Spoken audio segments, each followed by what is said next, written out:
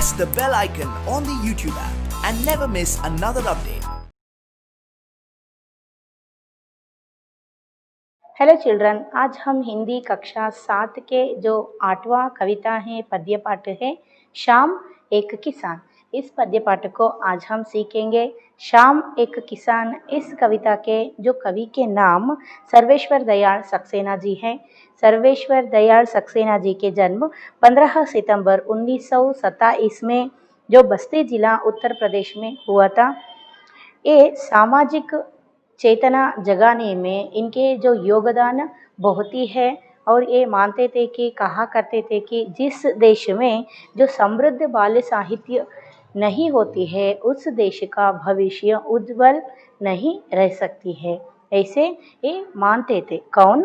जो सर्वेश्वर दयाल सक्सेना जी। अच्छा बच्चों, आपको जो शाम एक किसान इस पाठ में जो एक शाम को, शाम का मतलब क्या है? इवनिंग टाइम को, इवनिंग समय को, टाइम को, सांझ को, यहाँ एक किसान के साथ तुलना किए हैं, कंपेयर किए हैं। देखिए बच्चों, जो एक किसानी लोग सुबह जल्दी उठकर अपने काम करने के लिए जाते हैं। किसानी लोगों के काम क्या होती है?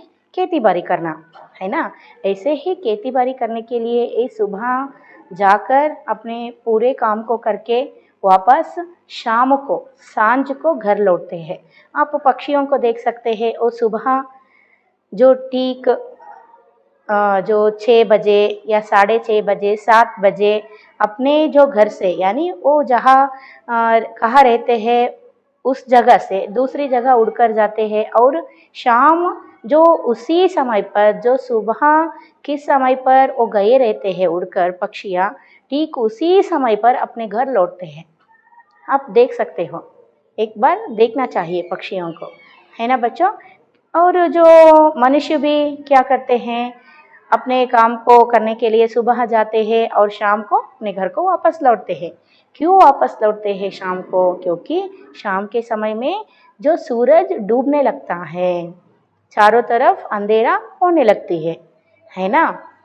जो शाम के समय सूरज डूबने का जो दृश्य बहुत ही सुंदर दिखती है आसमान में, वो भी एक जो प्राकृतिक एक स्थल पर जाकर आप देख सकते हो। तो इसी को देखने के लिए, सूरज डूबने का एक सन्निवेश को या सनसेट के जो सन्निवेश को देखने के लिए, जो चित्रण को देखने के लिए यहाँ लोग जो कई कई जगहों पर जाते हैं। जैसे हम कर्नाटक में देख सकते हैं, जो मुर्डेश्वरा बीच पर जाते हैं सनसेट को देखने के लिए, है ना। जोग फॉल्स को जाते हैं। वहाँ ऐसे जो पहाड़ी इलाके में या जो नदी रहने वाले बीच के इलाके में जो सनसेट का या सूर्य डूबने का चित्रण बहुत ही खूबसूरत दिखती है ना बच्चों। इसी जो डूबने का या सूरज डूबने का इस चित्रण को, एक प्राकृतिक चित्रण को यहाँ हमारे जो कवि सर्वेश्वर दयाल सक्सेना जी ने एक किसान के साथ तुलना किए हैं। समझ में आ रहे हैं ना। देखिए, हम कभी भी ऐसे सोच सकते हैं क्या? ऐसे हम सोचे हैं क्या? कभी भी हमारे थॉट में आए हैं क्या? एक जो सूरज डूबने का चित्रण को या सनसेट के एक जो समय को हम एक जो किसान के साथ हम कंपेयर किए हैं क्या? ऐसे हम कभी भी सोचे हैं क्या? इसीलिए बोलते हैं, जो जहाँ ना पहुँचे रवि वहाँ पहुँचे कवि, है ना। ಅಂದರೆ ಎಲ್ಲಿ ರವಿ ಹೋಗೋದಕ್ಕಾಗೋದಿಲ್ವೋ, ರವಿ ಕಾಣೋದನ್ನ ಕವಿ ಕಾಣುತ್ತಾನೆ, ರವಿ ಎಲ್ಲಿ ಹೋಗೋಕ್ಕಾಗಲ್ವೋ ಅಲ್ಲಿ ಕವಿ ಹೋಗ್ತಾನೆ ಅಂತ ಹೇಳಿ ಒಂದು ಮಾತಿದೆ, ಹೌದಲ್ವಾ. ಅದಕ್ಕೆ ಇಲ್ಲಿ ನೋಡ್ರಿ, ಒಂದು ಸಾಯಂಕಾಲ ಸೂರ್ಯ ಮುಳುಗೋ ಒಂದು ಟೈಮನ್ನು, ಅದು ಒಂದು ಪ್ರಕೃತಿಯ ಮಡಿಲಲ್ಲಿ, ಒಂದು ಬೆಟ್ಟ ಗುಡ್ಡಗಳು ಮತ್ತು ನದಿ ಹರಿಯೋ ಸ್ಥಳದಲ್ಲಿ ಒಂದು ಸೂರ್ಯ ಮುಳುಗ್ತಾ ಇರೋ ಒಂದು ಸನ್ನಿವೇಶವನ್ನು ಇಲ್ಲಿ ಯಾರ ಜೊತೆಗೆ कंपेयर ಮಾಡಿದ್ದಾರೆ? ಒಬ್ಬ ರೈತನ ಜೊತೆಗೆ ನಮ್ಮ ಕವಿ कंपेयर ಮಾಡಿದ್ದಾರೆ। ऐसे ही आप देख सकते हैं कि जो हिमालय की बेटियां पाठ में जो नागार्जुन जी ने जो हिमालय में बहने वाले नदियों को हिमालय की पुत्रियां कहे हैं, ऐसे जो मानवीकरण किए हैं। और हिमालय को इन नदियों के महान पिता के रूप में मानवीकरण किए हैं, है ना। ठीक उसी तरह यहाँ शाम में जो सूरज डूबने का एक चित्रण को, एक प्राकृतिक चित्रण को यहाँ एक किसान के साथ तुलना करके मानवीकरण किए हैं। देखते हैं, जो शाम एक किसान, शाम यानी सांझ, यहाँ एक किसान है। अर्थ ಆಗ್ತಿದೆ ना, किसान का मतलब फार्मर। देखिए, आकाश का साफा बांधकर सूरज की चिलम खींचता बैठा है पहाड़। देखिए क्या है, आकाश का साफा बांधकर सूरज की चिलम खींचता। देखिए, जो सनसेट का समय को आप यहाँ देख सकते हो, कैसे यहाँ पिक्चर में आप देख रहे हैं, जो किसानी लोग भी यहाँ अपने काम को करके वापस घर लौट रहे हैं। उसी समय को, यह सूरज डूबने का समय को किसान के साथ कंपेयर किए हैं। आकाश का साफा बांधकर सूरज की चिलम खींचता बैठा है पहाड़। आकाश का जो साफा बांधकर, देखिए यहाँ जो आकाश का साफा, साफा का मतलब क्या है, जो सिर पर पहनने वाला एक कपड़ा या बांधने वाला एक कपड़ा। यहाँ आप देख सकते हो, एक किसान अपने सिर पर एक कपड़ा को पहना है, बांधा है। ऐसे जो सिर पर पहनने वाले कपड़ा को साफा हम कहते हैं। समझ में आ रहे हैं ना। ऐसे जो साफा बांधकर सूरज की चिलम खींचता, यहाँ कैसे एक किसान अपने सिर पर, एक सिर पर पहनने वाले जो कपड़ा का नाम क्या है, साफा, बांधने वाला, सिर पर बांधने वाला या सिर पर पहनने वाला। ऐसे जो ಈ ಕಟ್ಕೊಳ್ತಾರಲ್ವಾ, ಅಲ್ಲಿ ಕಟ್ಕೊಂಡಿದ್ದಾರೆ ನೋಡ್ರಿ, ಆ ರೈತ ಹೇಗೆ ತಲೆ ಮೇಲೆ ಸುತ್ಕೊಂಡು ಕೂತ್ಕೊಂಡಿದ್ದಾರಲ್ವಾ, ऐसे जो कपड़ा को हम साफा कहते हैं। यहाँ कैसे जो किसान अपने सिर पर एक साफा बांधकर बैठा है। ए यहाँ जो आकाश का साफा क्या है, सॉरी पहाड़ का साफा क्या है, यहाँ आसमान। किसान का साफा एक, कैसे एक किसान अपने सिर पर साफा बांधकर बैठा है, ऐसे यहाँ पहाड़ का जो साफा क्या है, यहाँ आसमान है। और किसान कैसे यहाँ एक जो चिलम खींचता बैठा है। चिलम खींचने का मतलब क्या है, यहाँ जो मिट्टी से बना हुआ एक धूम्रपान करने का पात्र हम कह सकते हैं। ಅಂದರೆ ಒಂದು ಮಣ್ಣಿನಿಂದ ಮಾಡಿರುವಂತಹ ಒಂದು ಸ್ಮೋಕ್, ಒಂದು ಆ ಚೌಕಾಕಾರದಲ್ಲಿ ಇದೆ ಅಲ್ವಾ, ನೀವು ನೋಡ್ತಾ ಇದ್ದೀರಾ, ಅದನ್ನ ಏನಂತ ಕರೀತಾರೆ, ಚಿಲಮ್ ಅಂತ ಕರೀತಾರೆ।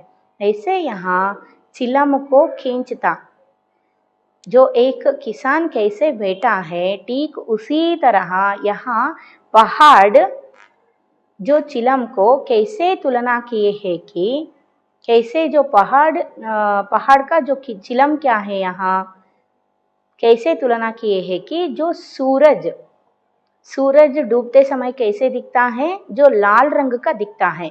यहाँ आप चिलम का जो ऊपर जलने वाले जो आग कैसे रंग का है, जो किस रंग का है, लाल रंग का है ना। जो सिंदूरी रंग का एक रंग हम देख सकते हैं जो सूरज डूबने के समय में। उसी तरह यहाँ जो सूरज डूबते समय इसका जो सूरज का रोशनी ज़्यादा नहीं रहती है ना। जो सूरज डलते डलते सूरज की जो तापमान क्या हो जाती है, कम हो जाती है ना।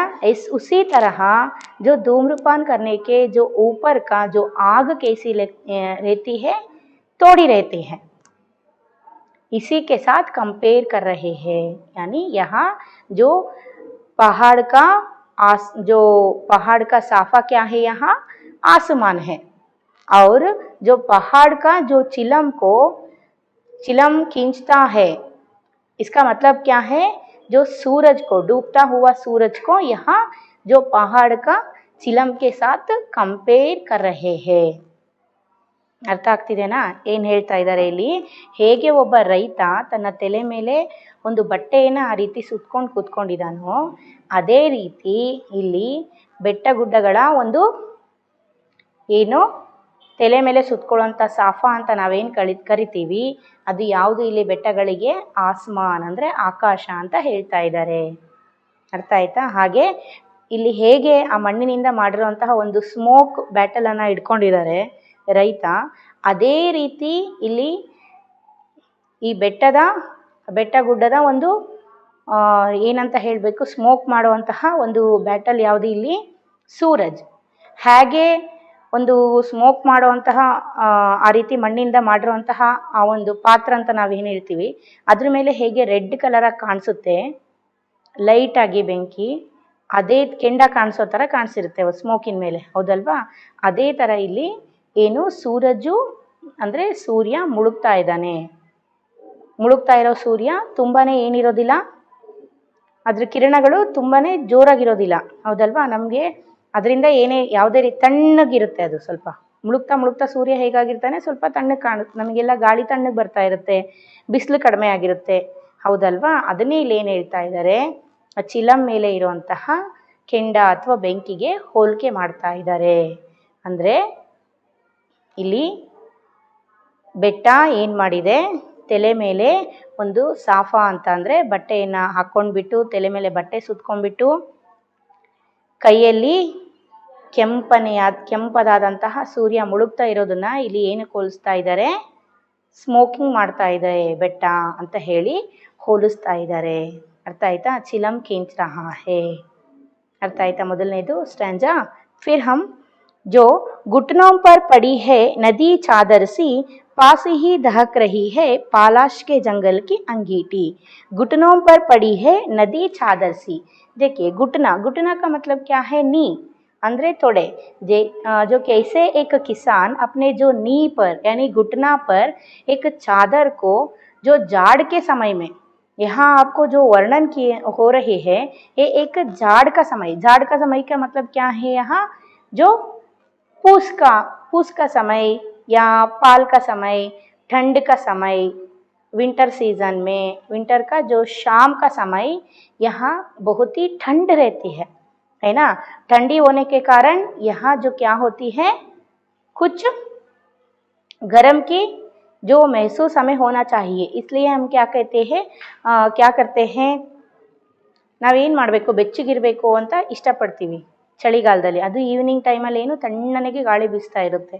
ऐसे ही यहाँ जो एक चादर को ओढ़कर एक किसान बैठा है, ಅಂದರೆ ಒಂದು ಚಾದರ್ ಅಂತ ಹೇಳಿದರೆ ಒಂದು ಕಂಬಳಿ ಅಥವಾ ಬೆಡ್ಶೀಟನ್ನು ಹೇಗೆ ಒತ್ಕೊಂಡು ಚಳಿಯಿಂದ ರಕ್ಷಣೆ ಮಾಡ್ಕೊಳ್ಳೋಕ್ಕೋಸ್ಕರ ಒಬ್ಬ ರೈತ ಕೂತ್ಕೊಂಡಿರ್ತಾನೋ, ठीक उसी तरह यहाँ पहाड़ का जो चादर क्या है, वहाँ बहने वाली नदी है.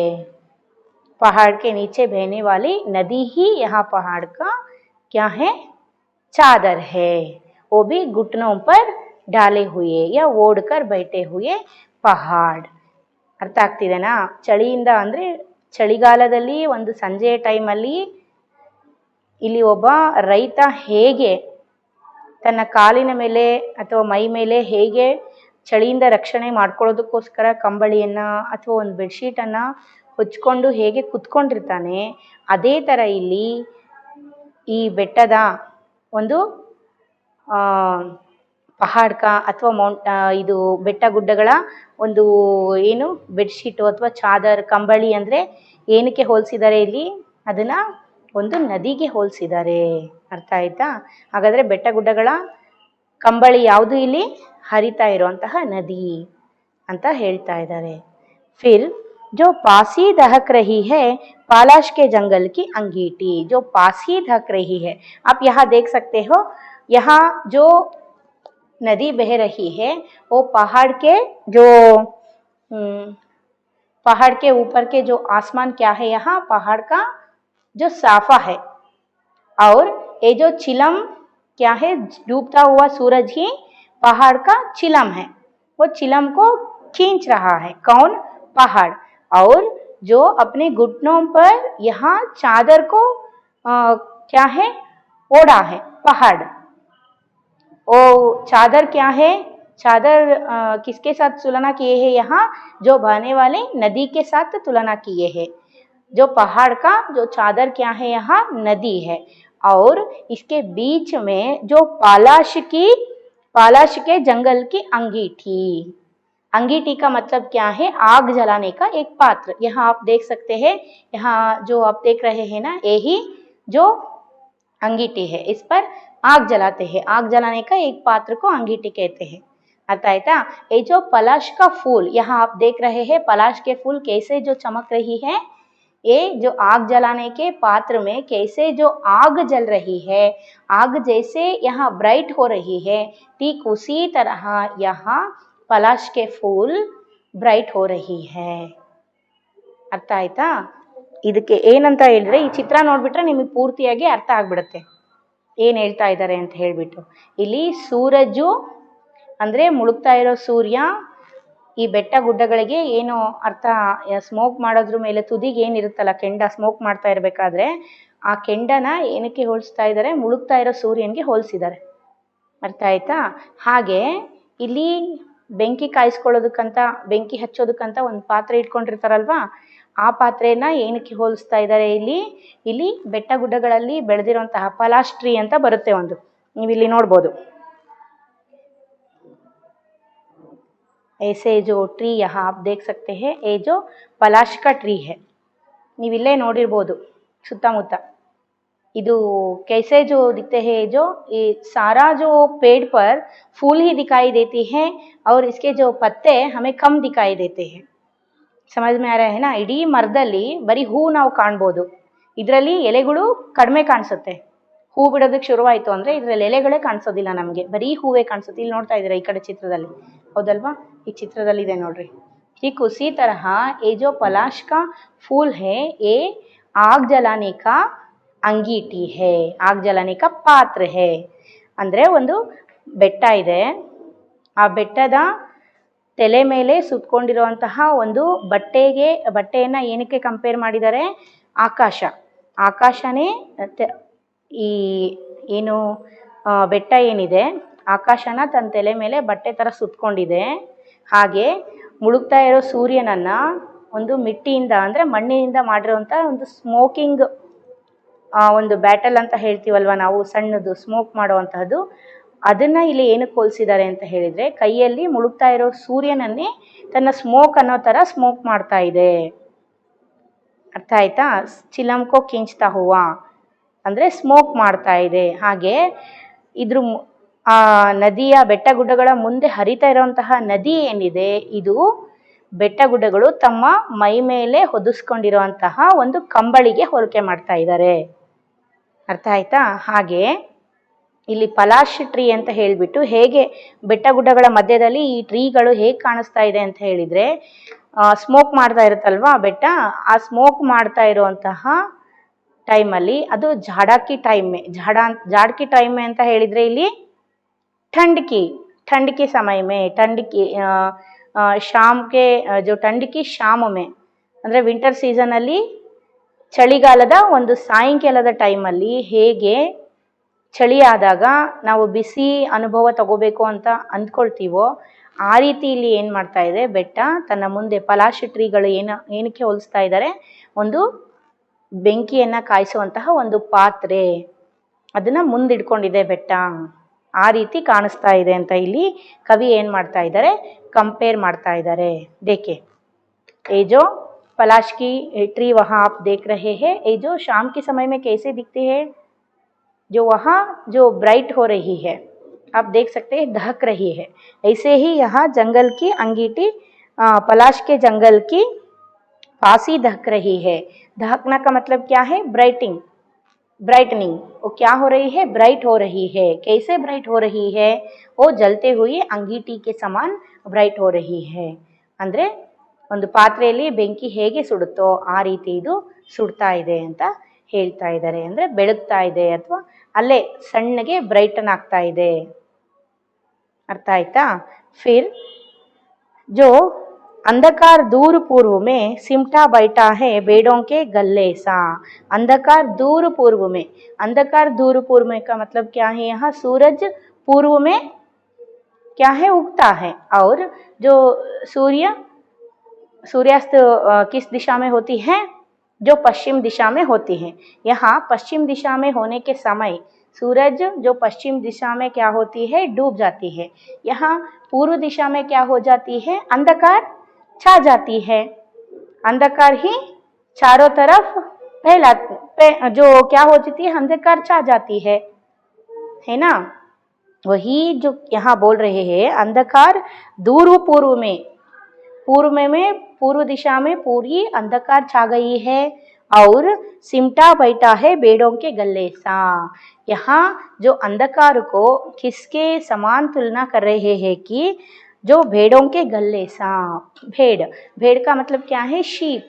एक जो ಕುರಿಗಳ ಒಂದು ಹಿಂಡು ಒಂದು ಗುಂಪು कैसे जो दिखाई देती है ಅಂದರೆ ಒಂದು ಕುರಿಗಳ ಗುಂಪು ತುಂಬ ಗ್ರೂಪಲ್ಲಿ ಕುತ್ಕೊಂಡಾಗ ಹೇಗೆ ಅಂದರೆ ಕುರಿಗಳು ಮೇಲೆ ಕಲರ್ ಬ್ಲ್ಯಾಕ್ ಕಲರ್ ಇರುತ್ತೆ, ಅದೆಲ್ಲ ಒಂದು ಸಮೂಹದಲ್ಲಿ ಕುತ್ಕೊಂಡಾಗ ಹೇಗೆ ಕತ್ಲು ಕಾಣಿಸುತ್ತೆ, ಅದೇ ರೀತಿ ಇಲ್ಲಿ ಪೂರ್ವ ದಿಶಾದಲ್ಲಿ ಏನಾಗ್ಬಿಟ್ಟಿದೆ, ಕುರಿಗಳ ಗುಂಪು ಕುತ್ಕೊಂಡ ಹಾಗೆ ಕತ್ಲು ಏನಾಗ್ಬಿಟ್ಟಿದೆ, ತುಂಬ್ಕೊಂಡ್ಬಿಟ್ಟಿದೆ. ಎಲ್ಲಿ ನೋಡಿದ್ರು ಕತ್ಲು ಅಂದರೆ ಬಹುತೇ जो अंधकार दिखाई दे रही है। किस दिशा में, पूर्व दिशा में। वो भी किसके समान यहाँ तुलना कर रहे हैं, जो भेड़ों के गले का मतलब क्या है, ग्रुप के समान या झुंड, जो भेड़ों के झुंड के समान यहाँ अंधकार को क्या कर रहे हैं, तुलना कर रहे हैं, कंपेयर कर रहे हैं। समझ में आ रहे हैं ना बच्चों। ऐसे ही जो पहला पैरा का अर्थ क्या है, जैसे यहाँ एक किसान अपने सिर पर एक जो साफा बांधकर बैठा है, ठीक उसी तरह यहाँ जो पहाड़ का साफा क्या है, आसमान है। और जो किसान यह चिलम जो खींच रहा है, इस चिलम यहाँ पहाड़ का चिलम क्या है, डूबता हुआ सूरज। और जो किसान के सामने यहाँ अंगीठी हम देख रहे हैं, यहाँ पहाड़ का अंगीठी क्या है, वहाँ जो दहकने वाला यानी जो सूरज के यहाँ जो जंगल में जो खिले हुए पलाश की जो पेड़ में खिले हुए जो पलाश के फूल है, वही यहाँ पहाड़ की क्या है, जो अंगीठी है। अंगीठी का मतलब आग जलाने का पात्र, यहाँ आप देख रहे हैं यही अंगीठी है, आग जलाने का पात्र। इसको किसके साथ कंपेयर कर रहे हैं, जो पलाश के फूलों के साथ यहाँ कंपेयर कर रहे हैं। और इसके बाद जो यहाँ जो पहाड़ के चादर क्या है, वहाँ बहने वाले नदी ही पहाड़ की चादर है। समझ में आई ना। और जो पूर्व दिशा में क्या हो गई, यहाँ जो पश्चिम दिशा में यह सूर्य डूब रहा है, इसलिए पूर्व दिशा में पूरी तरह से अंधकार छा गई है, फैल गई है। इसको यहाँ किसके साथ तुलना कर रहे हैं, कि जैसे भेड़ों के जो झुंड एक तरफ जो बैठ जाने से कैसे दिखती है, जो भेड़ों के जो झुंड कैसे दिखती है, ठीक उसी तरह अंधकार को यहाँ तुलना किए हैं। समझ में आए ना। ये सभी यहाँ किसान के साथ कंपेयर किए हैं। अर्थ ಆಗ್ತಿದೆ ना।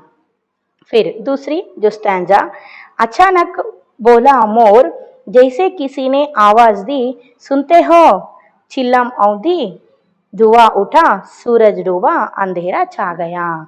देखिए अचानक ये सारी ये जो काल्पनिक दृश्य क्या हो जाती है, यहाँ जो घटना में बदल जाती है। क्या हो जाती है, अचानक का मतलब एकाएक किसी ने आवाज लगाती है, इस घटना के ओर क्या करते हैं, आवाज लगाते हैं।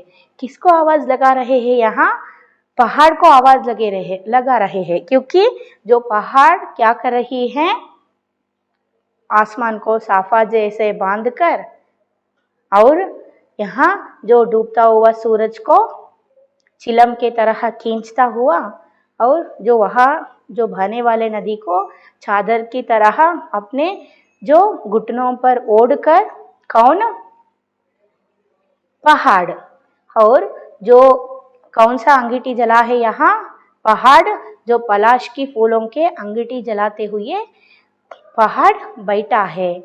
इसी समय में यहाँ कौन, अचानक मोर किसको पुकार रही है, यहाँ मोर पहाड़ को पुकारती है। सुनते हो क्या, ಕೇಳ್ತಾ ಇದೀಯಾ, ಕೇಳಿಸ್ತಾ ಇದ್ದಾನ ಕೂಗೋದು ಅಂತ ಯಾರು ಕೂಗ್ತಾ ಇದ್ದಾರೆ, ಪಿಕಾಕ್ ನವಿಲು, ಮೋರ್ कूगुते। चिलम अवधि, अवधि का मतलब क्या है, उल्टी हो गई। यहाँ पहाड़ का जो चिलम क्या है, यहाँ पहाड़ का चिलम क्या है, डूबता हुआ सूरज। उल्टी का मतलब क्या हो गई, यहाँ जो चिलम क्या हो जाती है, पूरी तरफ से डूब जाती है, उल्टी हो जाती है। इसका मतलब क्या है, सूरज पूरी तरफ से डूब जाता है। ಕೇಳ್ತಾ ಇದ್ದೀರಾ ಅಂತ ಕೂಗ್ತಾ ಇದೆ ಇಲ್ಲಿ ನವಿಲು. ಹಾಗಾದ ತಕ್ಷಣ ಏನಾಗುತ್ತೆ, ಇಲ್ಲಿ ಜೋ ಅದು ಏನು ಸೂರ್ಯನಿಗೆ, ಮುಳುಗ್ತಾ ಇರೋ ಸೂರ್ಯನಿಗೆ ಯಾವುದ್ರ ಜೊತೆ ಕಂಪೇರ್ ಮಾಡಿದ್ರು, ಇಲ್ಲಿ ಸ್ಮೋಕ್ ಮಾಡ್ತಾ ಇರೋದ್ರ ಜೊತೆಗೆ ಕಂಪೇರ್ ಮಾಡಿದ್ರು. ಸ್ಮೋಕಿಂಗ್ ಅದೊಂದು ಬ್ಯಾಟಲ್ ಏನಿರುತ್ತೆ ಅದಕ್ಕೆ ಕಂಪೇರ್ ಮಾಡಿದ್ದಾರೆ. ಮಿಟ್ಟಿಯಿಂದ ಮಾಡಿರೋದು ಅಂದರೆ ಮಣ್ಣಿಂದ ಮಾಡಿರೋದು, ಹಳೆ ಕಾಲದಲ್ಲಿ ಇದನ್ನ ಯೂಸ್ ಮಾಡ್ತಾ ಇದ್ರು, ಅದಕ್ಕೆ ಕಂಪೇರ್ ಮಾಡಿದ್ದಾರೆ. ಕೇಳಿಸ್ತಾ ಇದೆನಾ ಅಂತ ಕೂಗಿದ ತಕ್ಷಣ ಕೈಯಲ್ಲಿರುವಂತಹ ಆ ಒಂದು ಸ್ಮೋಕ್ ಮಾಡ್ತಾ ಇರೋಂತಹ ಮಣ್ಣಿಂದ ಮಾಡಿರೋಂಥ ಒಂದು ಬ್ಯಾಟಲ್ ಏನಾಗುತ್ತೆ, ಕೆಳಗಡೆ ಬಿದ್ದುಬಿಡುತ್ತೆ. ಇದ್ರ ಅರ್ಥ ಏನು, ಇದು ಕೆಳಗೆ ಬಿದ್ದಿದೆ ಅಂತ ಅರ್ಥ ಅಂದರೆ ಏನಿಲ್ಲಿ, ಸೂರ್ಯ ಪೂರ್ತಿಯಾಗಿ ಮುಳುಗೋದ ಅಂತ ಅರ್ಥ. ಅರ್ಥ ಆಯ್ತಾ. ಫಿರ್ ಜೋ ಚಿಲಂ ಅವಧಿ ಧುವಾ ಉಠಾ, ಧುವಾ ಉಠಾ ಸೂರಜ್ ಡೂಬಾ. ಧುವಾ ಊಟ ಅಂತ ಹೇಳಿದ್ರೆ ಸ್ಮೋಕ್ ಮಾಡಬೇಕಾದ್ರೆ ಅದ್ರ ಮೇಲೆ ಲೈಟಾಗಿ ಕೆಂಡ ಇರುತ್ತಲ್ವಾ, ಅದು ಏನಾಗುತ್ತೆ, ಅದಕ್ಕೆ ಧುವಾ ಅಂತ ಕರೀತಾರೆ. ಅದು ಏನಾಗುತ್ತೆ, ಎಲ್ಲ ಹಾರೋಗ್ಬಿಡುತ್ತೆ. ಅದೆಲ್ಲ ಆರೋಗುತ್ತೆ ಅಂತ ಹೇಳಿದ್ರೆ ಏನಿಲ್ಲಿ, ಸೂರ್ಯ ಪೂರ್ತಿಯಾಗಿ ಕಣ್ಮರೆ ಆಗ್ತಾನೆ. अर्थ आयता. फिर सूरज डूबा अंधेरा छा गया. फिर सूरज क्या हो जाता है, डूब जाता है. सूरज डूबने के बाद चारों तरफ अंधेरा ही अंधेरा दिखाई देती है, अंधेरा ही छा जाती है. सूर्य ಮುಳುಗೋಗ್ಬಿಡ್ತಾನೆ. ಅರ್ಥ ಆಗ್ತಿದೆನಾ. ಇದು ಪೂರ್ತಿ ಪದ್ಯದ ಸಾರಾಂಶ ಏನು ಅಂತ ಹೇಳಿದರೆ, ಒಂದು ಚಳಿಗಾಲದ ಸಾಯಂಕಾಲದ ಟೈಮಲ್ಲಿ ಸೂರ್ಯನ ಕಿರಣಗಳು ಏನಾಗಿರುತ್ತೆ, ಲೈಟ್ ಆಗಿರುತ್ತೆ. ಮುಳುಗ್ತಾ ಇರೋ ಟೈಮು, ಸನ್ಸೆಟ್ ಆಗ್ತಾ ಇರೋ ಟೈಮಲ್ಲಿ, ಅದು ಬೆಟ್ಟ ಗುಡ್ಡಗಳು ನದಿ ಹರಿತಾ ಇರೋ ಜಾಗದಲ್ಲಿ ಸೂರ್ಯ ಮುಳುಗ್ತಾ ಇರೋದನ್ನ ಇಲ್ಲಿ ಒಬ್ಬ ರೈತ ಹೇಗೆ ತನ್ನ ತಲೆ ಮೇಲೆ, ಈ ನೋಡ್ರಿ ಈ ಚಿತ್ರ ನೋಡಿದರೆ ನಿಮಗೆ ಗೊತ್ತಾಗುತ್ತೆ, ಹೇಗೆ ಒಬ್ಬ ರೈತ ತನ್ನ ತಲೆ ಮೇಲೆ ಬಟ್ಟೆಯನ್ನು ಸುತ್ಕೊಂಡು ಕೂತ್ಕೊಂಡಿದ್ದಾನೆ. ಇದಕ್ಕೆ ಏನಂತ ಕರೀತಾರೆ, ಸಾಫಾ ಅಂತ ಕರೀತಾರೆ. ಈ ರೀತಿ ಸಾಫಾನ ಸುತ್ಕೊಂಡ್ಬಿಟ್ಟು ಕೈಯಲ್ಲಿ ಒಂದು ಚಿಲಂ ಖೀಂಚ್ ರಹಾ ಹೇ ಅಂದರೆ ಸ್ಮೋಕ್ ಮಾಡ್ತಾ ಇದ್ದಾರೆ. ಅರ್ಥ ಆಯ್ತಾ. ಇದನ್ನ ಇಲ್ಲಿ ಏನು ಮಾಡಿದ್ದಾರೆ, ಪಹಾಡಿಗೆ ಕಂಪೇರ್ ಮಾಡಿದ್ದಾರೆ. ಇಲ್ಲಿ ರೈತ ತಲೆ ಮೇಲೆ ಸುತ್ಕೊಂಡಿರೋ ಆ ಒಂದು ಬಟ್ಟೆ ಸಾಫಾ, ಇಲ್ಲಿ ಪಹಾಡಿನ ಸಾಫಾ ಯಾವುದು ಹಾಗಾದರೆ ಆಸ್ಮಾನ್. ಅಂದರೆ ಬೆಟ್ಟದ ಒಂದು ತಲೆ ಮೇಲೆ ಸುತ್ಕೊಂಡಿರೋ ಅಂತಹ ಒಂದು ಬಟ್ಟೆ ಯಾವುದು, ಸಾಫಾ ಯಾವುದು, ಆಸ್ಮಾನ್ ಅಂದರೆ ಆಕಾಶ. ಹಾಗೆ ಇಲ್ಲಿ ರೈತ ಹೇಗೆ ಸ್ಮೋಕ್ ಮಾಡ್ತಾ ಇದ್ದಾನೋ ಅದೇ ರೀತಿ ಇಲ್ಲಿ ಬೆಟ್ಟದ ಒಂದು ಸ್ಮೋಕ್ ಮಾಡೋದು ಯಾವುದು, ಸ್ಮೋಕಿನ ಯಾವುದ್ರ ಜೊತೆ ಕಂಪೇರ್ ಮಾಡಿದ್ದಾರೆ, ಬೆಟ್ಟ ಸ್ಮೋಕ್ ಮಾಡೋದನ್ನ ಯಾವುದಕ್ಕೆ ಕಂಪೇರ್ ಮಾಡಿದ್ದಾರೆ, ಇಲ್ಲಿ ಮುಳುಗ್ತಾ ಇರೋ ಸೂರ್ಯ ಹೇಗೆ ಕೆಂಪಾಗಿ ಕಾಣಿಸ್ತಾನಲ್ವ ಮುಳುಗ್ತಾ ಇರೋ ಸೂರ್ಯ, ಅದ್ರ ಜೊತೆಗೆ ಇಲ್ಲಿ ಕಂಪೇರ್ ಮಾಡಿದ್ದಾರೆ. ಅರ್ಥ ಆಯ್ತಾ. फिर ये जो यहाँ नदी ये बह रही है, ये नदी पहाड़ अपने ಹೇಗೆ ಒಬ್ಬ ರೈತ ತನ್ನ ತೊಡೆಯ ಮೇಲೆ ಅಥವಾ ತನ್ನ ಮೊಣಕಾಲಿನ ಮೇಲೆ ಬೆಡ್ಶೀಟನ್ನು ಅಥವಾ ಒಂದು ಕಂಬಳಿಯನ್ನು ಚಳಿಯಿಂದ ರಕ್ಷಣೆ ಮಾಡಿಸ್ಕೊಳ್ಳೋದಕ್ಕೋಸ್ಕರ ಹೇಗೆ ಹೊಚ್ಕೊಂಡು ಕೂತ್ಕೊಂಡಿರ್ತಾನೋ, ಅದೇ ಥರ ಇಲ್ಲಿ ಬೆಟ್ಟ ತನ್ನ ತೊಡೆಯ ಮೇಲೆ ಏನನ್ನು ಹೊಚ್ಕೊಂಡು ಕೂತ್ಕೊಂಡಿದೆ, ಕಂಬಳಿ ಥರ. ಇಲ್ಲಿ ಬೆಟ್ಟದ ಕಂಬಳಿ ಯಾವುದು, ನದಿ, ಹರಿತಾ ಇರೋ ನದಿ. ಹಾಗೆ ಹೇಗೆ ಒಂದು ಇಲ್ಲಿ ಏನು ಹೇಳ್ತಾ ಇದ್ದಾರೆ, ಜೋ ಅಂಗೀಟಿ ಅಂದರೆ ಬೆಂಕಿ ಕಾಯಿಸ್ಕೊಳ್ಳೋದು. ಯಾವುದು ಬೆಂಕಿ ಕಾಯಿಸ್ಕೊಳ್ಳೋದನ್ನ ಯಾವುದ್ರ ಜೊತೆ ಕಂಪೇರ್ ಮಾಡ್ತಾ ಇದ್ದಾರೆ, ಬೆಂಕಿ ಕಾಯಿಸ್ಕೊಳ್ಳೋ ಪಾತ್ರೆನ ಆ ಕಾಡಿನಲ್ಲಿ ಬಿಟ್ಟಿರುವಂತಹ ಪಲಾಶ್ ಅನ್ನೋ ಒಂದು ಹೂವಿಗೆ ಕಂಪೇರ್ ಮಾಡ್ತಾ ಇದ್ದಾರೆ. ಅರ್ಥ ಆಗ್ತಿದೆನಾ.